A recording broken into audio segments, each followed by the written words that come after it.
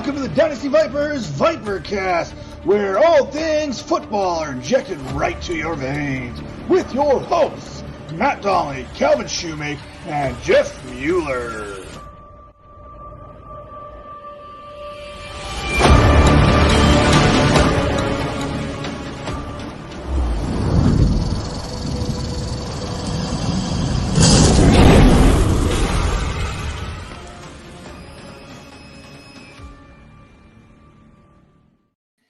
What is up, and welcome to a very special edition of the Dynasty Vipers Team Spotlight Series. We are here today to talk about the Cincinnati Bengals, and to do so, we have an all-star great cast here with us. But before I introduce them, just to introduce everyone to exactly what we're doing here, this is show number 21. We are doing all 32 teams. We have been going through the league. We are introducing in a bigger way these teams to you than you ever wanted to know. So we get to February, people start thinking about rookies, and we want to think about rookies. We should think about rookies. We're the Dynasty Vipers. There is no offseason. We want to look at these rookies, but we need to understand the teams they're going to find themselves in. We need to understand what they might be doing in free agency, all those different things. So to do that, we have smart football people come on, and they are also team fans of the team. No one knows your team the way you do. So I want to start by introducing the guy that just lost to me last week in fantasy basketball. Taylor, introduce yourself and tell everybody where they can find you. Yeah, caught a bad break in our basketball league. But I'm Taylor, out on Twitter at _Taylor Cornell. Doing lately doing a lot of articles for Fantasy Intervention. So that's at Join Our Circle _. I've dabbled in some of the short YouTube videos we've got out there on our channel as well. But lately this offseason, I've really been zeroing in on my written articles and honing that craft. So it's been fun to get back into the writing side of things. And the host of what show?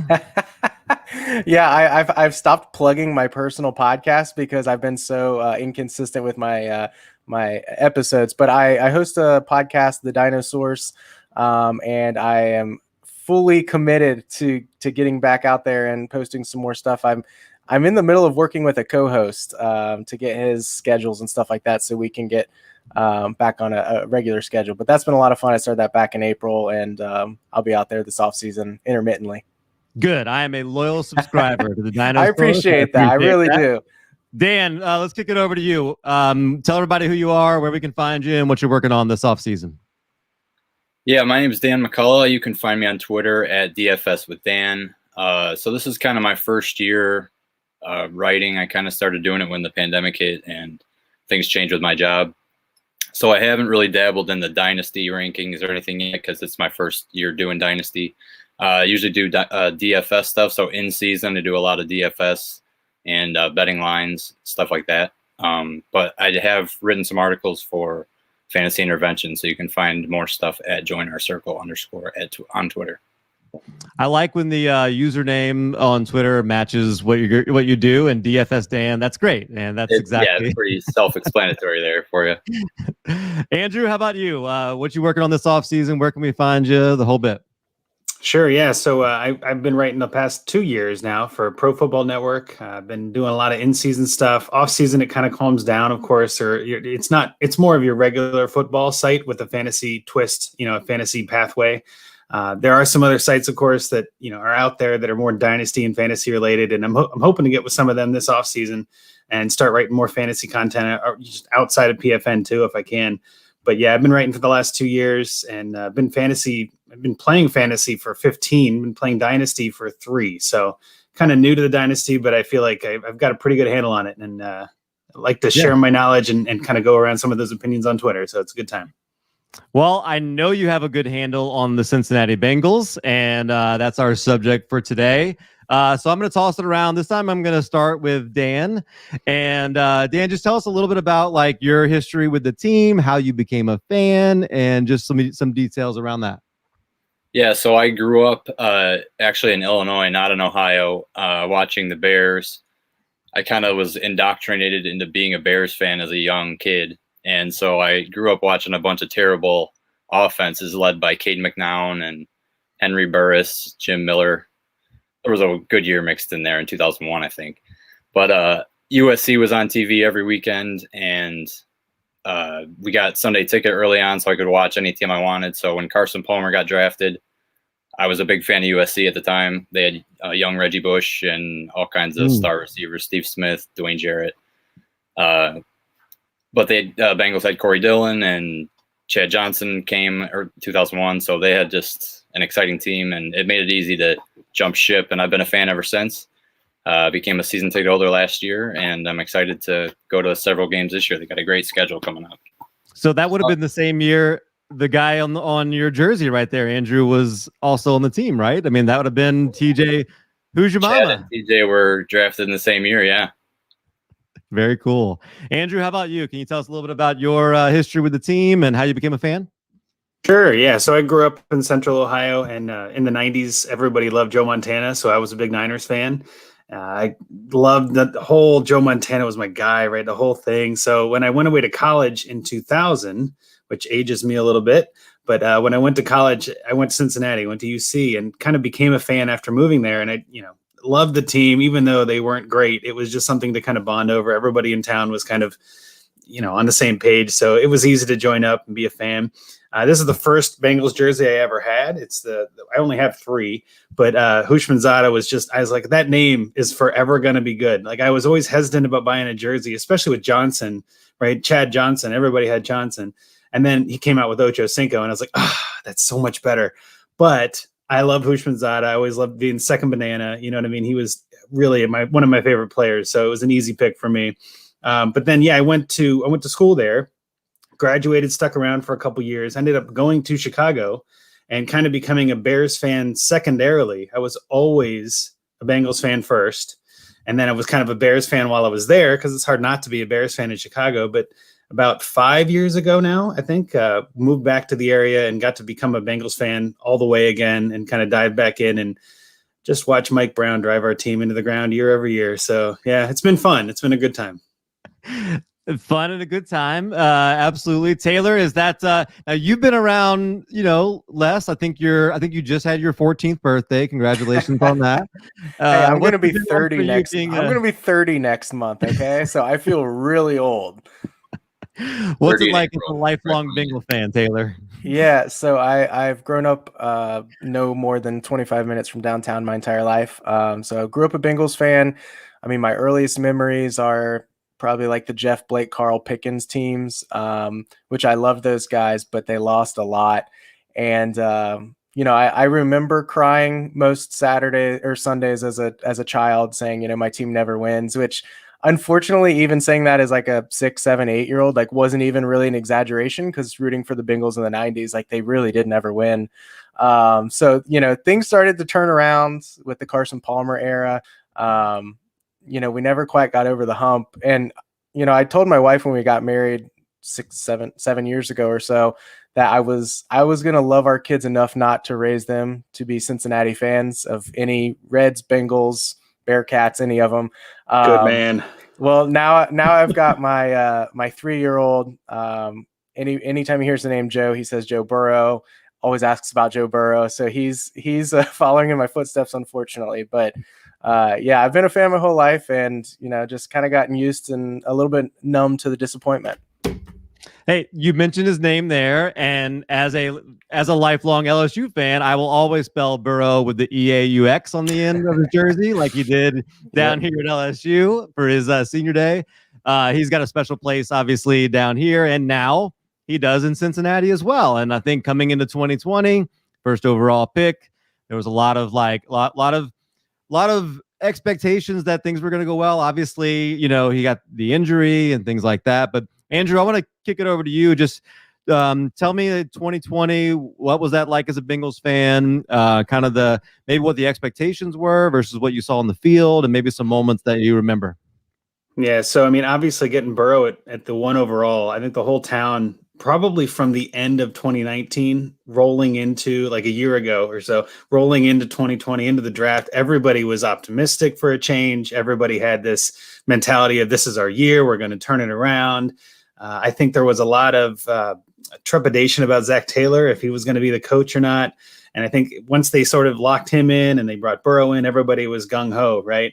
And everybody was like, we're going to do this. And I mean, I don't think I'm alone. I think this whole city kind of screamed, I think it was week 10, right? Something like that. It just seems like week 10 to me, where Burrow went down with an injury, and we had flashbacks to Carson Palmer, where it was like, I for whatever reason, it was like PTSD. Like I just could not I'm like, you got to be kidding me.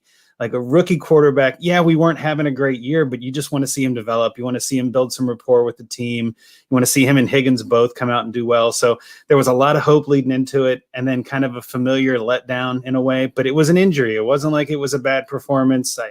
You could say it was a bad performance on the O-line, I guess, but at the same time, there was a lot of optimism, and I think some of that is kind of held on. I think that the city in general has been willing to say, all right, let's give it a year. Burrow will be back. We'll be okay. So I think there is still some optimism leading into this year, but I do think last year, generally speaking, 2020 was the year of we all had a chance. Much like Dan, I bought season tickets last year and didn't get to go to a single game. So I was kind of, I'm all gung-ho. I bought tickets and then lockdown. I was like, that's perfect timing. Thank you. But I can still say, I maybe like Dan too, I was on the team before Joe Burrow, right? I bought tickets before the draft. So, I was here before Joe. But yeah, I think that there's nothing but optimism in Cincinnati, just because like even what Taylor is hitting at, like you don't want to make your kids a fan of these teams. They just break your heart. But God, there's something about the lovable losers. There's something about being a part of a team that everybody can bond together and sort of see them rise. And we just keep waiting for the rise. So yeah, I'm still optimistic. Taylor, is that kind of hitting home for you? Is that I see you smiling pretty big right there? Is that kind of you relate to that? Yeah, I think Dan's probably heard some of this stuff from our fantasy intervention group chat, but he and I talked a little bit about how the drafting of Burrow was.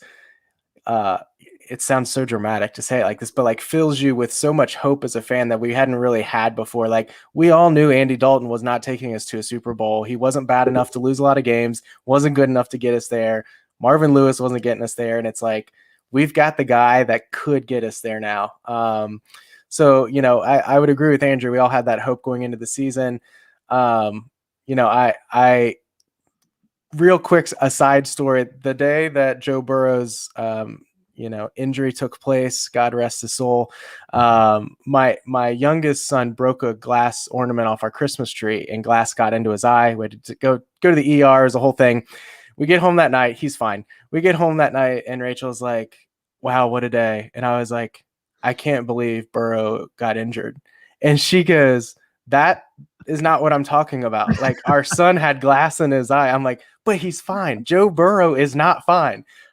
So it hit me on a personal level. I love it. That's so amazing. That hurt. Yeah. But, I think we're still all hanging on to a shred of optimism that he'll be back sooner rather than later and hopefully pick up where he left off. And just real quick to jump in, with that game, I won that week in my important fantasy leagues. I won all the good weeks. The team lost, and I was all upset. And my wife was like, "What are you so upset for? The Bengals always lose." And I'm like, "No, but this is different. Like this is just it hits different. You know what I mean? Like, Yep. And she's like, "Well, did your fantasy teams lose? Because sometimes you get really upset when you get a bad." I'm like, "No, actually, I won all the leagues I needed to win, and it just Burrow's out." It was such a downer. Everybody, I feel like the whole city was kind of crying together that day. So yeah, it was a brutal one. Yeah, that's Dan. Is that I see you shaking your head? Same thing. It seems like that was kind of the defining moment of the season, I guess, right there, right? Yeah, it was disappointing because he had really strung together several really strong games. The offensive line was improving. I mean, Mixon was out, but the offense was just showing signs. T. Higgins was really coming on. Mm-hmm. But I echo a lot of what Andrew said. Everyone kind of didn't know anything about Zach Taylor, if they were really confident in him. They seemed to be. I think Mike Brown sent a message when he made him replace almost his entire staff. So I think it's like he understands he's got to win. So that makes me more excited going into this offseason, knowing that some veterans are going to be cut due to their contracts. There's going to be some talent available that might otherwise not be in a different offseason.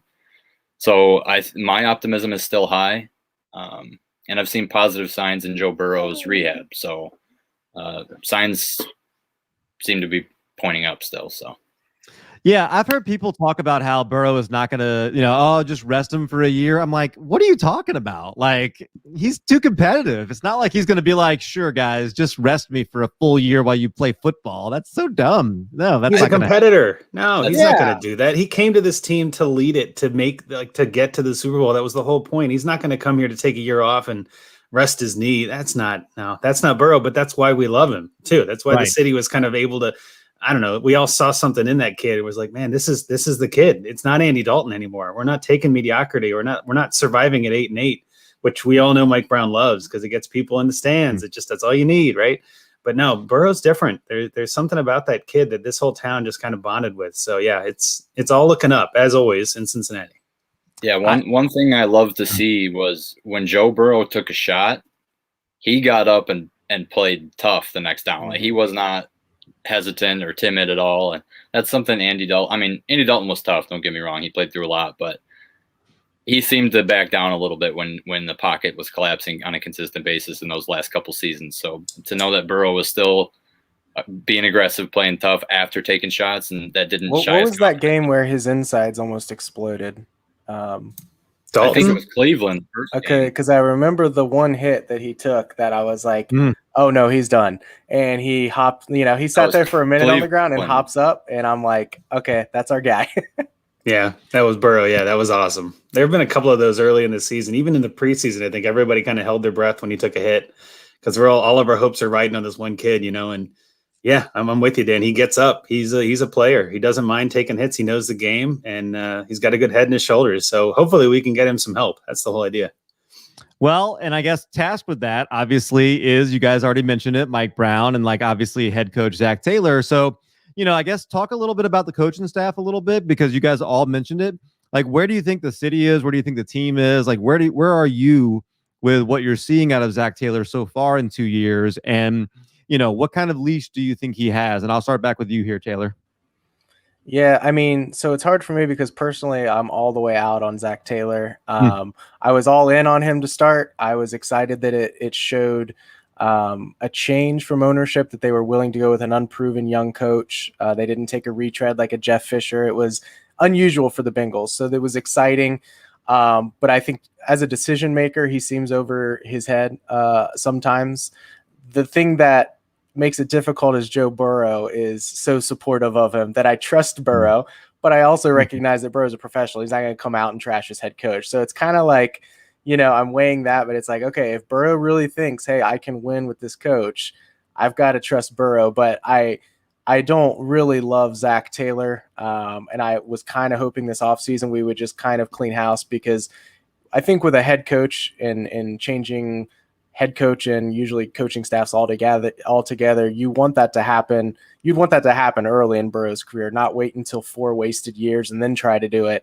So it's like, if you're going to make a move, do it now. And they did somewhat. I feel like they kind of dipped their toe in the water saying, you got to make some changes, but I'm afraid it's not enough, but we'll see. He'll have a year here. And I just hope that Mike Brown and company don't use Burrow's injury, if it keeps him out the first few games of the season or something, as an excuse baked into this year to, hey, let's wait till 2022 and then he'll be healthy. It's like, no, we gotta start winning some games and showing improvement ASAP. I'm right there with you. Yeah, just to jump in, I think that I was on the same page. I was like, Taylor is potentially the guy. I'm not giving him a pass. And when Burrow went down, my first thought was, oh, they're bringing Taylor back. I just know it. They're going to use that as a way to kind of give him one more year. But I guarantee you, if we go 0-3, this city will not be taken lightly to that. I mean, you obviously, even at the draft, we have to do the right things. I think this city has had enough bad drafts, and we've had a history of picking incorrectly. And Burrow was a slam dunk. You can't miss on that kid. But I feel like if Taylor can't pull this around and we end up finishing, 4-12 like we tend to do, or 8-8, like I said before, yeah, you got to go. We don't have time. The NFL isn't like it used to be, where you can spend 8 years figuring out your system. And I'm also with you, Taylor. Burrow loves Taylor. So it's like, man, all right, Zach Taylor, maybe he is the guy. Let's see what they can do. Last year was a weird off season, right? It was all COVID protocols. So I'm willing to be really lenient, and it definitely wasn't a Marvin Lewis year. I will say that. I mean, we've all sat through, 16 years or whatever it was of Marvin Lewis. I mean, it was a very different season than a Marvin Lewis season. There were some stretches where we felt aggressive, some places where we went forward on fourth down, which we never used to do. So I'm still looking forward to potentially getting out of the Taylor shadow, getting out of the Burrow injury, and really hitting the ground running here in 21. But yeah, it's a short leash for me, for sure. And I think Zach Taylor also is the thing I struggle with is it seems like he's alienated some of the veterans, most notably Carlos Dunlap and things like that.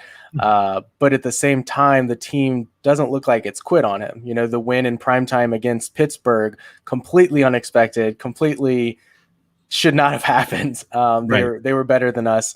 That showed game. That showed something that the team is not quitting on him. But so it's like, is the guys he's alienating guys that we don't really want, we like Dunlap, but it's like, is he not bought in? It's okay that he's gone. So I really go back and forth on that one, whether, Zach Taylor's the problem or some of these other guys are the problem. So you go back and forth. Dan, what do you think? Which side do you lean? Well, I think I'm willing to give him another chance because from the beginning, one of my biggest criticisms when you hire a young coach, you usually like to bring in a coordinator with a head coach experience or that's been a long time league veteran. And they brought in Brian Callahan, and he's not even calling plays. So that's more on Zach Taylor. And then Lou Anarumo, who was a DB coach. I was hoping for like a Wade Phillips or the enemy. Oh my God. Gary Kubiak. Leslie Frazier. There were so many guys. There was a lot of, so to bring in a young coach, I don't necessarily fault them. And you kind of expect some type of learning curve, but to not have brought in a veteran and also to not have brought in a veteran backup to help Burrow were two of my biggest criticisms in the first 2 years of Zach Taylor. But again, I'm willing to give him another chance. I think he preaches the right messages and the players seem to believe in him. Like Taylor said, Burrow seems to love him. But again, he's such a blue collar guy. He's not going to express discomfort even if he has it, I think. Especially as a rookie. There's no reason to.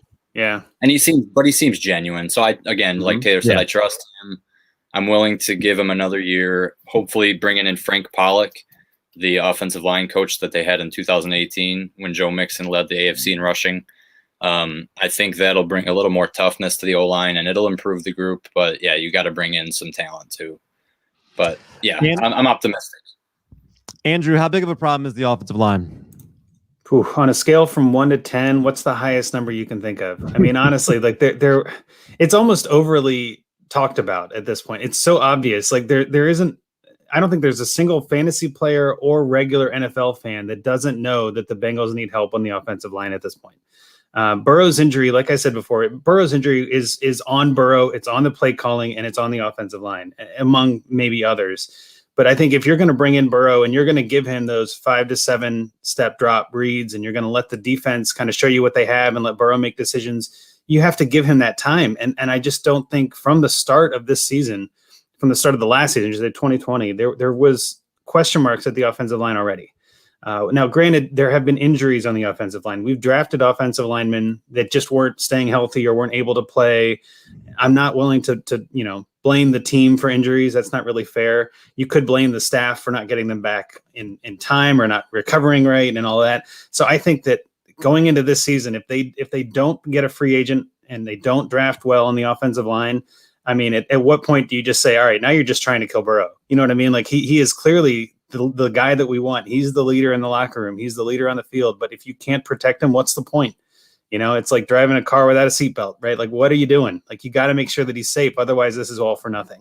So, yeah, it's as big of a deal as it can be. Offensive line is the number one need.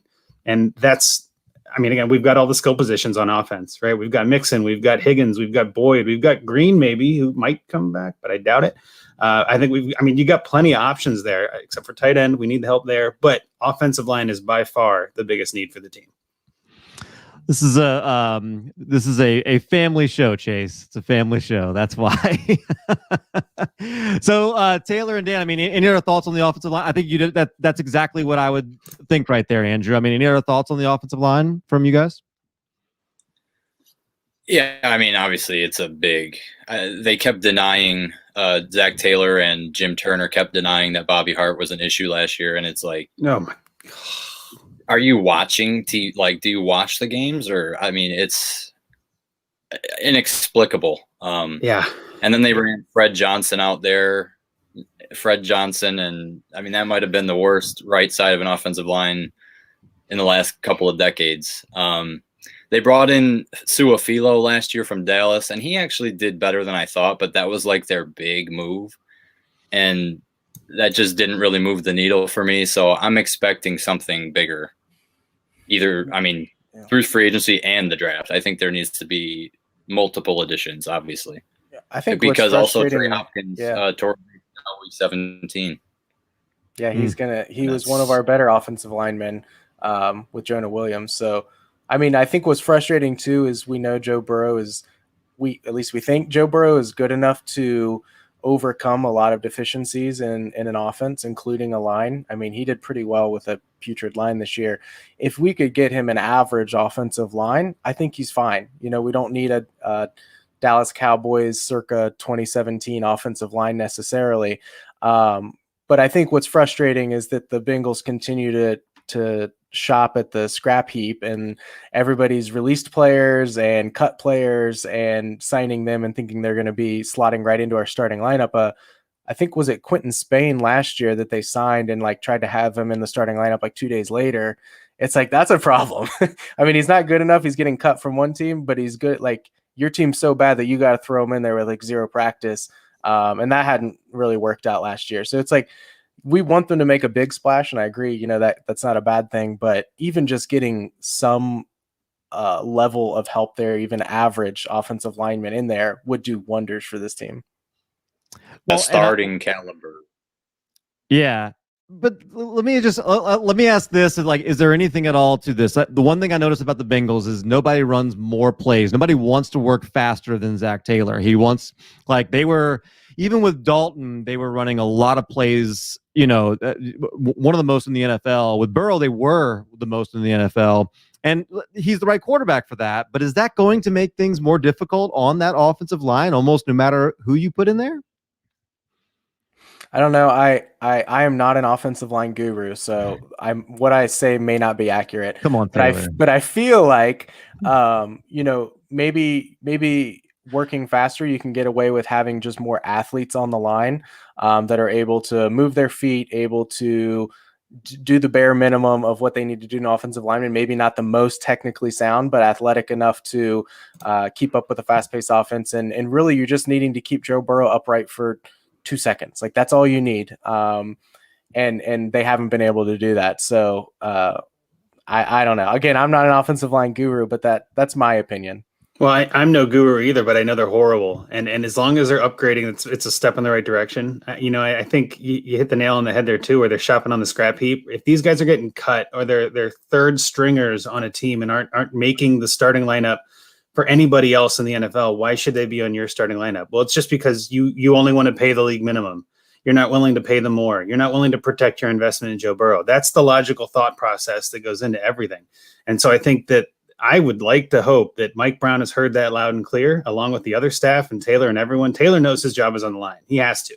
He was right on the edge of the hot seat this year and was able to keep it. So I think it's in his best interest. It's in the team's best interest. It's in Burrow's best interest. Hell, it's even in the city's best interest that we keep this Burrow guy upright, right? Like, let's get this guy protected.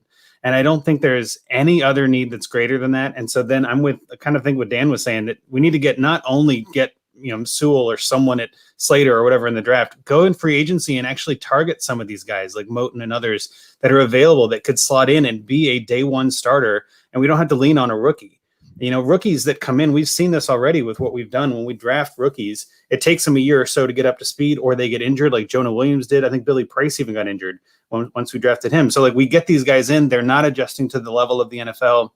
They get hurt, they go down, and now we're left with the Bobby Harts of the world, right? We need to just go get a guy that we can plug in and move on and have a veteran presence on that line. I don't know who the best fit is. I don't know who, you know, what connections there are to what coaches or anything like that. But I feel like we got to get somebody like that in free agency, and then someone, at least one of the top 3 picks should be an offensive tackle or offensive guard if we can get it. I think at center and left tackle, we're probably okay. But yeah, that right side was just porous. I mean, even Mixon can't get through that line. I mean, it all comes down to the line. And if we're going to run more with Mixon and we're going to try to get him the ball out of the backfield and, passing game and wheel routes and all this, you need to get the offensive line, like you said, give them 2 seconds, 3 seconds. This falling down your butt every down, Bobby Hart, ain't working. And if we can see it at home on WCPO, I don't know how they can't see it on the All 22. You know what I mean? Like, that's ridiculous. So yeah, it's got to be fixed. So Dan, yeah, I agree. You mentioned the draft. Yeah, let me ask you. I mean, is Penei Sewell? I'm definitely not pronouncing that correctly, but you know who I'm talking about. Offensive tackle out of Oregon. Like, if he's there at 5, is that just a no-brainer? You run up to the platform and say, yes, that's who we want. For me personally, yeah, no doubt. Yeah, that's all I'm going to say. He's extremely solid as a prospect. Obviously, he didn't play last year, but he's young. I think he's 20. He might be 21 when the season starts, but he's extremely young. His frame is huge. I think he's got a lot of room to grow, but the Bengals have a unique history with Anthony Munoz, Willie Anderson. He's going to have guys to lean on and ask questions to, and I think it would be a perfect fit. Unfortunately, Miami, I'm worried about them, but I think it's set up uniquely where he may fall to 5, and I think it's a slam dunk. Yeah. And when he's an athlete. Yeah, he's an athlete. Everything I've seen of the kid, he can get back on his heels and not fall down, right? That's literally all we're looking for. It's just put up a fight. And he's been a stud every level that he's played. From what I've seen of Sewell, he's been the kind of guy that you want on your team. And I think that I'm not willing to say he's, Hall of Fame material or anything like that. It's impossible to say that for offensive linemen until they make the jump and we see how they play. But I think of this class, he's, in my mind, again, he's the no-brainer. If Miami takes him, I still say we go Slater or something. I know that there are some mock drafts that have us taking, Kyle Pitts or something. I get that's clicks. That's getting you clicks. That's getting people to say, what? Yeah, we got to take an offensive lineman of some sort, or I don't know. I don't think anybody's going to be happy if we don't. Let's put it that way. I think Taylor is one of the people clicking on that article. It sounds like to me. Yeah, I'm not quite sold on Pitts yet, mainly because I'm afraid the Bengals would not utilize him the way he should be used. Exactly. I don't think he matches with our team. Jamar Chase, I can knock it out of my head. Jamar Chase with T. Higgins and Tyler Boyd, like, nasty. And Burrow. Burrow knows it pretty well. It would be nasty. Now, granted, I think to the point, like, if Sewell's there at 5, there's really, unless we signed the top guards and the top tackles, at least 2 of those, unless we do that, probably need to take Sewell. But I think my worst fear for the Bengals is that they pigeonhole themselves into something where they don't do much in free agency. They miss out on some guys, and we're sitting there on draft night saying, if Sewell doesn't make it to 5, like, we're going to have to reach a little bit for Slater, or what are we doing? So I would like to see them at least make one maybe big splash in free agency along the line. Again, shop for somebody that's like a average to above average lineman that's out there, that's maybe part of the second tier of linemen that are out there. Make a couple of signings there. You've got Jonah Williams on the line. You'll have Trey Hopkins back, and then open things up for yourself to where you could take Chase if Sewell's gone, or my dream scenario potentially is, trading back 3 or 4 spots and still potentially getting a Slater or a Chase or something like that. But again, you never know when you trade back what the teams ahead of you will do. So that's just a dream scenario of mine. Mike Brown doesn't trade back. I'm with you. That would be phenomenal. I would love for that to happen. Hey, the PFN mocks I've done, I can trade back as many times as I want. Trust me, I know. I've done it too, and I love it. The amount of picks you can gain from doing that, and we have a lot of needs on defense too, which we haven't even gotten into. But I think that I'm right there with you, though. If we get a couple guys in free agency, that opens the door to let teams know we're not definitely going offensive linemen. That then makes them think, oh, maybe they're going to take the guy that I want, right? Maybe they're going to take Pitts. Maybe they're going to take Chase. I got to trade up, right? It maybe gives them the reason to call the Bengals, which, Mike Brown's not picking up the phone. But if we do nothing, like you just said, and we're pigeonholed, we have to take offensive line. Everyone, like I just said, everyone and their wife knows that the offensive line is our need. So if we're sitting there at 5 and Sewell's on the board, nobody's calling. They're like, yeah, we got it. Go ahead. Take it. Exactly. We'll wait for Chase at 6, Exactly. And I think that's the other thing, is it gives us leverage in more than one way, as well as adding those guys in free agency would make our team better. So it's a win-win, which means Mike Brown will never do it. But still, it makes too much sense. We can dream. He can dream. That's right. I think kind of a no-brainer free agent is Joe Thuney from the Patriots. I believe he grew up in Cincinnati.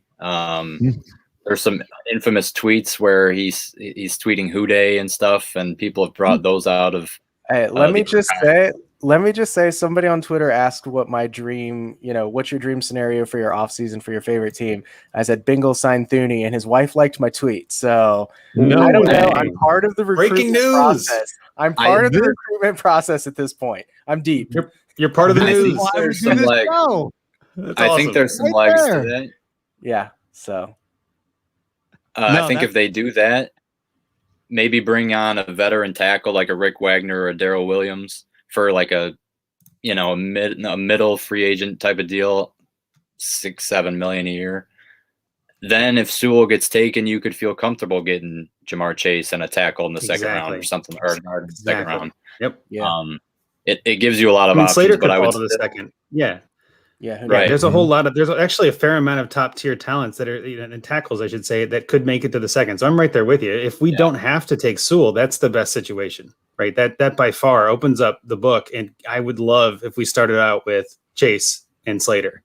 That would be, almost ideal. Because I think AJ Green is gone. He loves the city. He wants to stay. I don't know if they're going to bother. But God, could you just imagine Burrow to Chase? Cal, you're LSU guy, right? Like that's it's going to be you're welcome to the team. You're going to just join on in. Yeah, I would just be like, so I already say who dat. It wouldn't be that big of a difference. It's who day, like it's just it's right there. Come on in. Let me ask. So some of it might depend on what the team does in free agency, and sometimes when I start digging into these teams, not to mention any names, but the Lions yesterday, you start digging in a little bit, and you're like, how is the team going to get better? They're losing all their players and they have like no cap room. The Bengals are not in that situation. They've got a high draft pick here and they've got $45 million over the cap right now. So they can make some moves in free agency. So let's talk a little bit about, obviously we've mentioned offensive line. Andrew, you mentioned defense as another possibility. AJ Green's going to potentially walk. I guess maybe you can touch on that a little bit, but like, could they make a move at a skill position player? And you've got Joe Mixon, who I don't know how many games he plays next year. Do you try to back him up a little bit? Like, could they make a move with some of that cap room and bring in some more skill guys? Dan, let me start with you on that. Yeah, so I think they have a tendency to target guys that are from the area. I think this is really unlikely. I'm going to preface this, but I would love for them to target a guy like Curtis Samuel. He's dynamic, can play multiple roles. He went to Ohio State. I think that would be a phenomenal addition, however, highly unlikely, just given the team's history and targeting those young free agents. But I think last year proved that Cincinnati might not be such an unfriendly place with DJ Reader and Von Bell, and they got a pretty good free agent class last year. They just need to now address it on offense. But that's probably where I would be with that. Yeah, AJ Green has been a staple on this team, right? He's been. I would even say, like, in the city, everybody loves him from what I know. Of course, his injury and him sitting out a whole year really soured a lot of people and kind of turned them to be like, well, are you playing or not, man? Like, do you want the team to win or not? I get all of that, but I still think he's got some talent left in the tank. I just don't think it's with this team. I think that there is an outside shot that he signs some sort of, not a league minimum, but kind of a veteran contract, friendly deal to be, just to retire in theory as a Bengal. And I would be shocked if Mike Brown didn't let him do that because, again, his decision-making is off. I think it makes sense for both parties if Green were to find somewhere else to play. I've been saying for the last year and a half that I think he'd be perfect with the Patriots, something like that, where he can go and just be a veteran guy on a veteran team that doesn't, take any guff and has a chance to win. But either way, whether or not Green's on the team isn't really going to make a big difference. Again, offensive line, we talked about. Defense, I think we still need some help on the edge. I would love to see us get a little bit more speed on that and in the rush and to kind of freak out the other team to make bad decisions so that you get guys like Jackson and Bell that can kind of get a chance at some interceptions or tip balls. So I think that there are, and linebacker I think is a little weak, not terrific, but not terrible. I mean, there's some little holes on defense that aren't quite as noticeable. But yeah, if we were to able to, pull it off where Green leaves, that opens up a spot on the receiver room, because I don't think anybody in town thinks John Ross is the answer anymore. I didn't mind the other guys they had playing, Alex Erickson and other guys like that, but none of those guys are even close to the talent that we need. I think if you're going to put Boyd in the slot, you got Higgins on the outside, and you get Chase on the other side, that offense with Mixon out of the backfield is unstoppable. We don't even need a tight end. Keep him in the block. We probably need the help anyway. So it's like, let's not get Pitts. Let's get Chase, and then that's the way to solve it. So I'm right there with you, Taylor. That sounds like a good idea to me. But again, I just doubt that'll happen. And if I can butt back in here, I kind of lost train of thought there. One guy I would love to see them go after is Hunter Henry. Because I'm not totally sold on a Kyle Pitts scenario unless there's a big trade back, but I'm not on board with that. But I think Hunter Henry brings you veteran presence. He's still 26 years old. I think you could get him for cheaper than Austin Hooper, because Austin Hooper had a huge year in Atlanta before he signed with Cleveland. But something like 4 years, 50 million, 3 years, 45 million, something like that. You're going to have to pay a premium because he's the top tight end on the market, but just adding some type of a veteran. Gerald Everett, get the Rams connection from Gerald Everett. That's the one I've been thinking. Honestly, he'd be cheaper. Yeah, he'd be cheaper, which Mike Brown loves, a discount bargain bin type of tight end. I think he's got the skills. He'll be quiet. He can block. That's what we're looking for. So I would love Hunter Henry, but I'm really targeting kind of that second tier tight end in Everett myself. I like that. That's Taylor. What do you think? Are you on board? I agree. Oh, go ahead, Dan. Maybe David. No, sorry. I was gonna say Everett as well. So he's one I've kind of had my eye on for a while as a target, because, like they said, cheaper, ties to Zach Taylor. I've seen Josh Reynolds as someone thrown out there with ties to Zach Taylor. He's fine. Like, it'd be a fine third option, but I prefer like an athletic tight end like Gerald Everett to open things up down the seam. I think defensively, I would like to see them sign Carl Lawson long-term, just to lock up one of those edge positions. We've got Hubbard on the line as well. And then I'd probably end up tagging William Jackson, our cornerback, because he's a little bit older.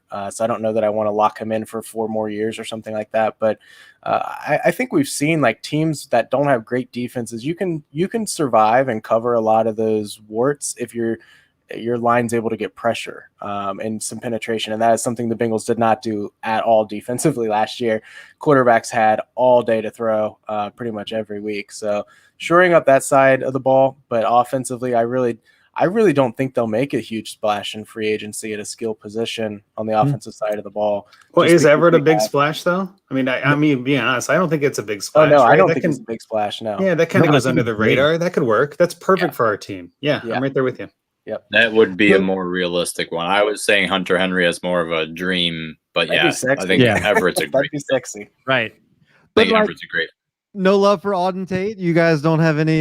He thinks he should be on the field more. Do you guys think he should be on the field more? If he were to play tight end, if he were to actually fully commit to being a tight end, like a speed out tight end, I think he might have a better chance of seeing the field. But he's not great at blocking, from what I've seen, and he's not quite beefy enough to be a real tight end in the way playing against the linebacker every down is going to be. So I don't mind Tate as your 4th or 5th receiver. Someone that can come in and make a possession catch in the 4th quarter when everyone else is kind of gassed. I'm fine with that, but he's not the answer. No, not in my mind anyway. Maybe these guys are different, but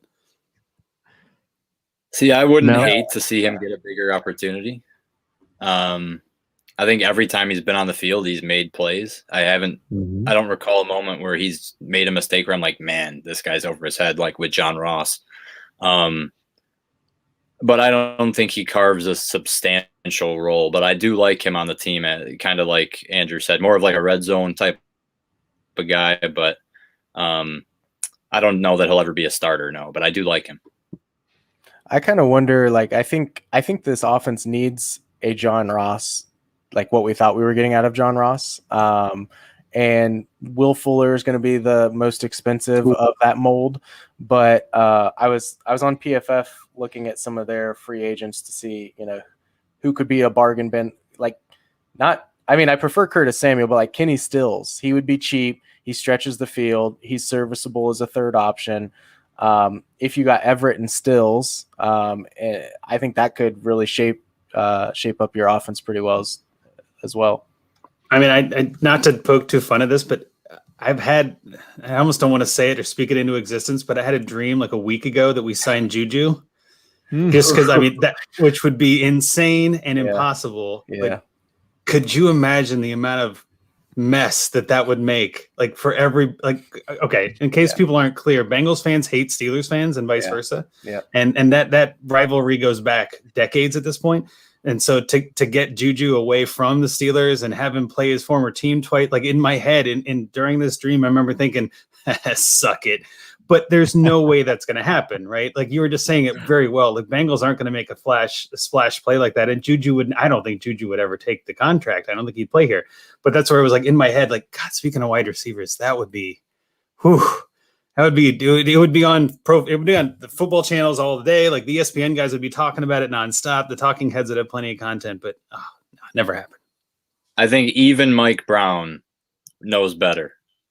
I hope so. Yeah.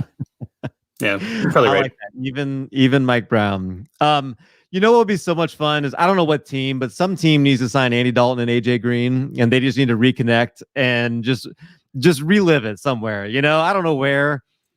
Patriots make sense for both. I'm just being honest. Like that makes sense. They need both. I don't know. I don't know. I feel like AJ Green's having enough of Andy Dalton leading the ball out of bounds on every pass that's over 20 yards. He's experienced a lot of that over the last decade. That's fair. Yeah. And I think this is true from Dingus here. So he's going one to go more over little tidbit I'd like to add here. Cause I kind of threw it out there earlier about not having a veteran presence behind Joe Burrow.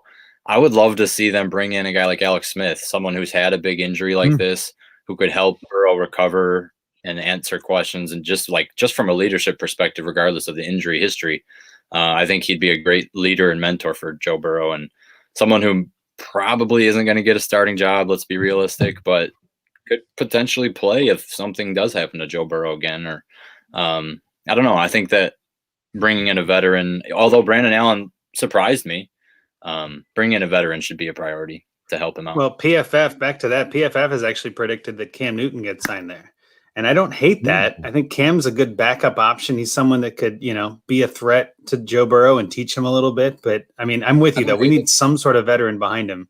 I don't think Cam's a starter anymore. And I think he has to accept that fact and kind of going to Cincinnati, you're not starting, right? I mean, Burrow's not going to lose that job. So it's a clear cut. There's no competition in camp. You're the backup.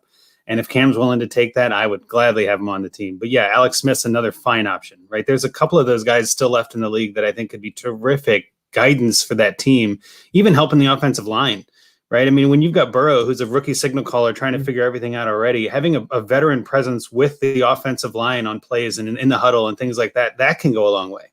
Just a calming presence on the team. So yeah, that'd be great if we could sign one of those guys. Like again, low key, not a big splash.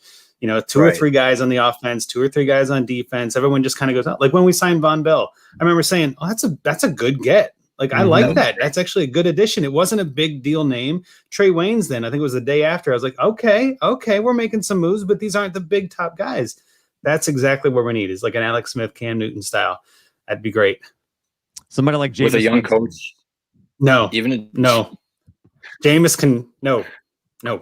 Intercept that I agree. pass. I would prefer a little bit more of a leadership type of guy. Yeah, I said veteran. Yeah. Taylor, if I set the over-under at 9.5 games, would you take the over or under on games played by Joe Mixon in 2021? I'd take the over. Yeah. I'd take the over. Yeah, I'm taking the over. Mixon's a buy for me in Dynasty right now. I mean, to kind of bring it into fantasy for a second, I think a lot of people are looking at Mixon as an injury-prone running back, which I think that term gets tossed around way too loosely. But I think also everybody's looking at this team going, what is this team? What are we going to be? They're the Bengals. They don't win. But I really do think Mixon's going to come back strong. I think with Burrow, he had a good rapport with Burrow. There were some up and down weeks, but I think Dan, you were mentioning they brought in the offensive coordinator, Frank. I forget his name now, but yeah, they brought in the guy that did well with Burrow in 18. Pollock. And Pollock, there you go. Yeah. So they brought in the guy that did well with Burrow in 18. I think that bodes well for the offense. So I think, over. I think he's probably a full season as long as he doesn't get crazy hurt. But yeah, over 9.5, smash that. Yeah. Well, that'd be awesome. Yeah. I think Mixon's gotten a bad rap, like Taylor said.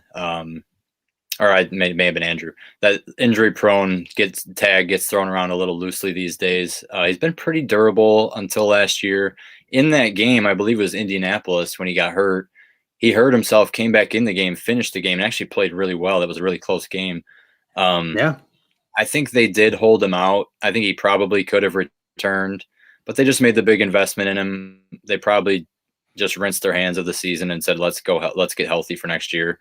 And by that point, Burrow is out too. Yeah, what are you playing for? Just risking a bigger injury? Yeah, I'm 100% on board with that. I think he wanted to play, and the team was probably smart in not forcing it. Yeah. And the rules changed a little bit with COVID, where you don't have to announce all the details of injuries. So like people were skeptical, like, oh, his foot, but it's like they didn't have to tell you what happened. So I think it was plantar fascia, maybe a fracture or something. I don't know, but I don't necessarily fault him, and I think he's being slept on in fantasy in a big way. I love that. I hope that's true. Because it's an offense that goes fast. It's an offense that is going to run a lot of plays, and so I mean, like it really can be a gold mine for fantasy. I don't think people realize how this could be an offense that you want a piece of, and maybe the piece that you want the most of is T. Higgins. So let me ask you this, Dan: what's the ceiling for T. Higgins? How high can he finish? Oh, Dan. Oh, sorry. Yeah, I'm kind of lagging, so I didn't hear my name. I mean, I don't think he has like Justin Jefferson type of 1,400 yards, because I think Tyler Boyd still commands a pretty big target share. But I think he could easily have a 1,200-yard season with double-digit touchdowns. Andrew, you agree? I'm right there. Yeah, I'm right there. I think Higgins is the kind of guy that it would be a prime wide receiver one on a team. He can get long, he can get open, he can go up and catch the ball in contested catch situations. I think if you have Boyd doing those short intermediate routes that he's actually shown he's really good at, you have them each define their role. I mean, Green was barely on the field this season, even though he was healthy, and Higgins really stepped up. So I do think Higgins can make a big leap this year. And I think, again, another year under his belt, practicing a little more with Burrow, getting used to that timing, it can only go up. So I think 1,210 sounds about right to me, too. I'm right there with you. If they draft Chase, then his ceiling, I think, takes a little bit of a hit. Yeah, but the team goes up. So the team goes up, right? Yeah. Taylor, I think maybe higher touchdowns in that situation, lower yards. But so you mentioned Dan, you mentioned Jefferson, and Taylor. Let me ask you. You're a huge analytics guy. Obviously, targets is a really big number when it comes to wide receivers, and Higgins could out target Jefferson by not a small amount. I mean, Vikings are not going to throw the ball near as much as the Bengals are in a perfect world. Do you think that Higgins could finish higher than Jefferson? That's a good point. I think what's difficult also is Burrow was like, it hurts me to say it, but he was bad with the deep ball last year. His deep ball accuracy was not great. And we hope that's an anomaly because he was really good at LSU. And the offensive line didn't help. Yeah, it didn't help. You got to have time for that. Yep. Higgins was consistently getting open or getting a step on his guy deep. And if Burrow kind of gets back to the Burrow we think he is accuracy wise, and starts connecting with Higgins on those, I think it's interesting because Jefferson did.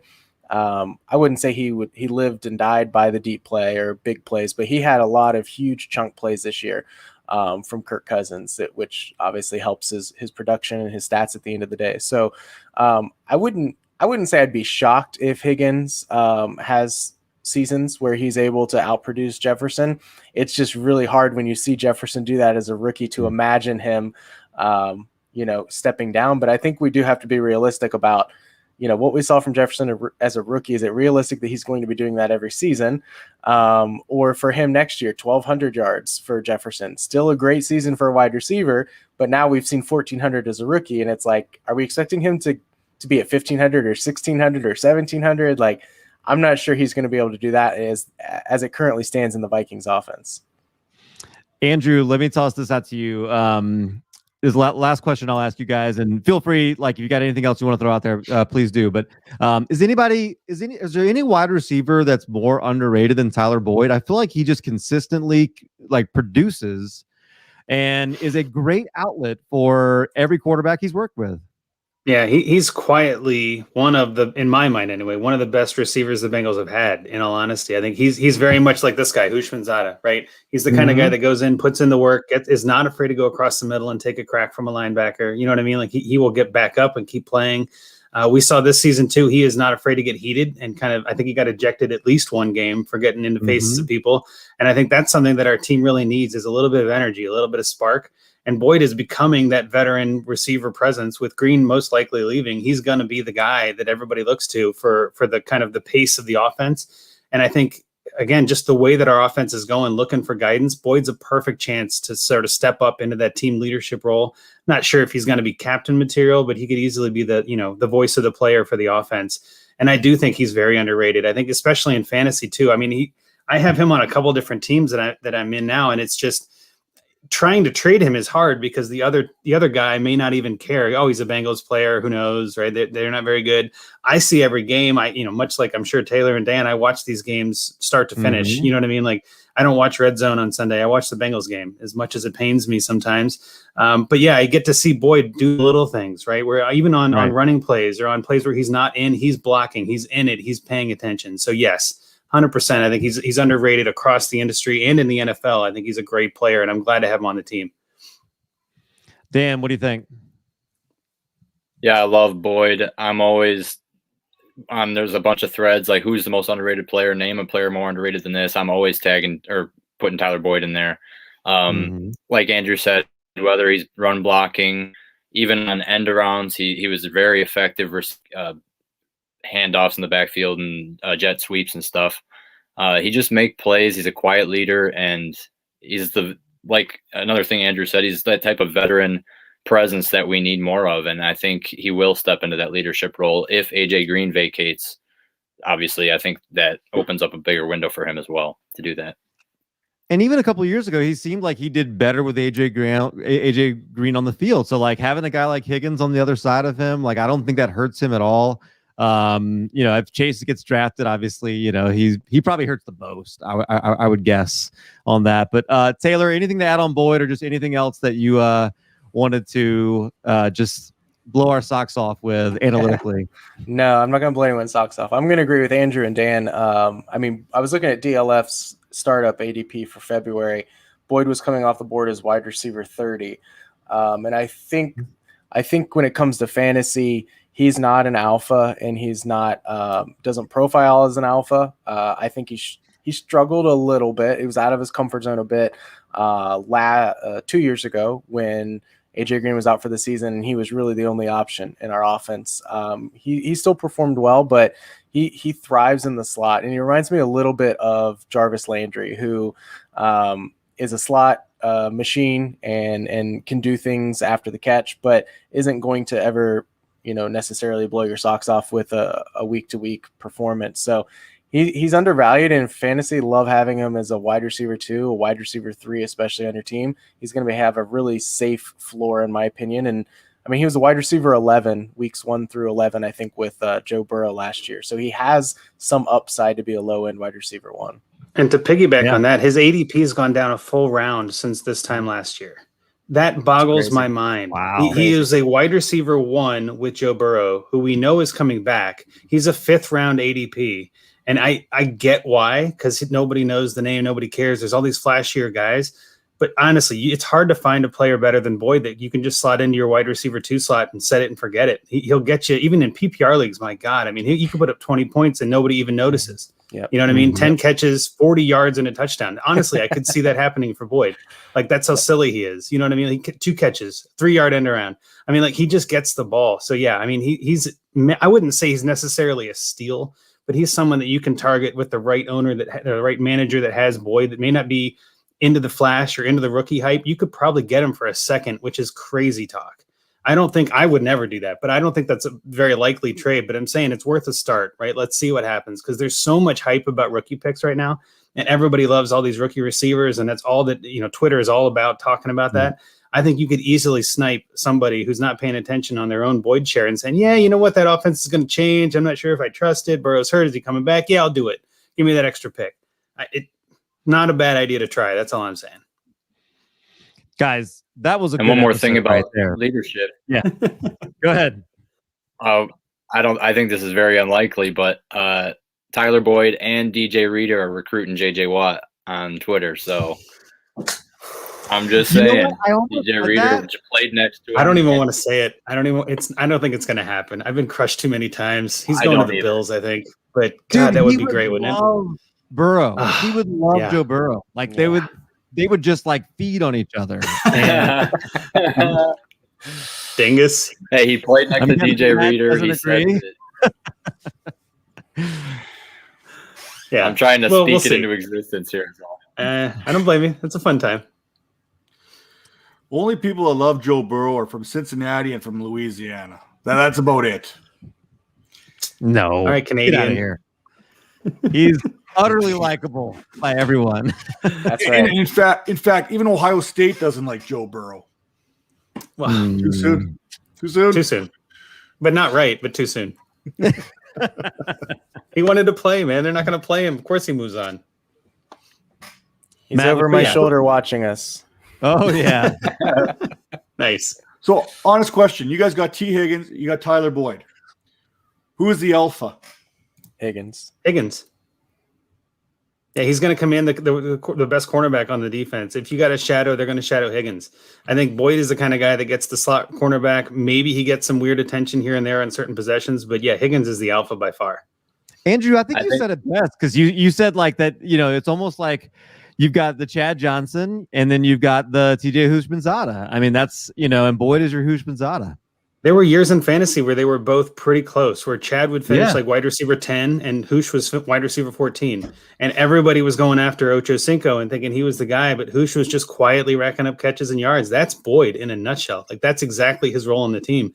And he's not going to be loud. He's going to get in the faces of players. He's going to ask for the ball, but he's not going to be the guy they're talking about on ESPN, right? You're not going to have Stephen A. Smith going, that Tyler Boyd character needs to calm down. Like, no, he's the guy that's calm and easy, but Higgins is going to get all the attention. He's going to get all the press, which is perfect for Higgins. He can handle that. And I think he probably wants that. That's more his style, but Boyd doesn't need that. So yeah, I think it's a perfect mix, the two of them. I think we've seen it in the past with Boyd and AJ Green, where AJ Green brings that coverage over to him. And that's when you see Tyler Boyd's numbers actually go up when there's that alpha receiver on. Exactly. Yep. That's what I was going to say. Taylor could want to throw the ball 700 times this year. I mean, that, just like that, the kind of offense. So, I mean, think about the amount of targets that there are going to be for all those weapons. I mean, that's Yet somehow Gio Bernard will still out target Joe Mixon. Don't get me started. Sorry, guys. Hey, one word: stash. Yeah. That's all it takes. Yeah. That must be a good stash is good for another 20 targets. It is a hell of a stash. That's true. That's true. This is awesome. Last night we had FF Hitman join us unexpectedly. Tonight we've got Matt Donnelly joining us unexpectedly. I mean, that's almost the same. Yeah, same. Wow. Sorry, Mike. Didn't mean to insult you like that. Andrew, seriously, I think that was a great show. Like very informative, lots of really good stuff, lots of great things in there. I love this. You guys did fantastic. Goodbye, Matt. We'll see you later. Andrew, go ahead. Let's start off. Let's just go back around real quickly. Tell everybody where they can find you and just remind them what you're working on. Sure thing. Yeah. So I'm on Twitter at Andrew Hall FF for fantasy football. And I'm writing for PFN probably this next coming up season. I'm looking forward to that. I've been writing for them for 2 years, profootballnetwork.com. You can find all my stuff there. It's linked on my Twitter. But yeah, I'm definitely a fan of communicating and talking it out. Not every take is going to be right, but I love using logic to come to some analytics decisions, some film decisions, and just saying, hey, here's what I think. Here's what I see. I think we all get better if we all listen more, right? That's the whole point. If we all just pay attention a little more to everybody else, we all rise together, and that's what it's all about. So I'm just glad to be part of the community. That's much more inspiring than I was expecting. Yeah, so Thanks. I'm kind of lagging here. I'm trying to keep up. You can find me on Twitter at DFS with Dan. I'll be writing articles for Fantasy Intervention at joinourcircle_ on Twitter. And yeah. That's all I got. Taylor? Yep. @_Taylor Cornell. join our circle and dinosaur stuff all linked in my bio on Twitter as well. Typically talking Dynasty stuff and Bengals here and there and random food takes. You never know what you'll find out there. And lots of Deontay Johnson love. Lots of Deontay Johnson love. Big fan. All right, we'll let that slide. Yeah. As Matt put up on the bottom, make sure you guys are subscribed to our YouTube channel. And honestly, guys, we got some amazing guests. We had Paul Charchian on last night. It was amazing. All of a sudden, Mike starts commenting in there, and FF Hitman is joining the show. Next thing I know, which was really awesome. He is going to be officially on the show in a couple of weeks. But we have Liz Loza. We have Liz Loza tomorrow night. I'm excited about that one. She's awesome. And then we have James Coe on Friday. And I've got 11 more of these, and we got a bunch of them that we're going to do this week. So for these guys, for Matt and Dynasty Vipers, and hey, for FF Intervention, we got half of our squad here is from there. So, yep. So I think we just say, like,